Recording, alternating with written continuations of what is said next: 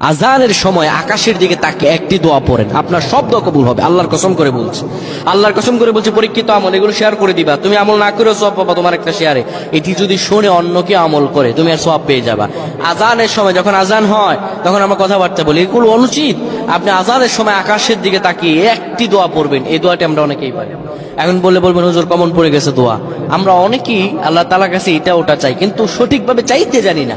সঠিকভাবে কোনো ব্যক্তি যদি চায় আমার আল্লাহ তাকে দয়া করবেন। আল্লাহ বলেন, বান্দা উদউনি আস্তাজিব লাকুম, আমার কাছে চাও আমি আল্লাহ সব দিয়ে দিব। সুবহানাল্লাহ। যখন আপনার আজান হয়, আজানের সময় আপনি আসমানের দিকে তাকান, তাকিয়ে আপনি বলুন, পড়তে থাকেন, আল্লাহুম্মা আনতা রাব্বি লা ইলাহা ইল্লা আনতা খলাকতানি ওয়া আনা আবদুকা ওয়া আনা আলা আহদিকা ওয়া ওয়া'দিকা মাসতাতা'তু আউযু বিকা মিন শাররি মা সানা'তু আবু'ু লাকা বিনি'মাতিকা আলাইয়া ওয়া আবু'ু বিযানবি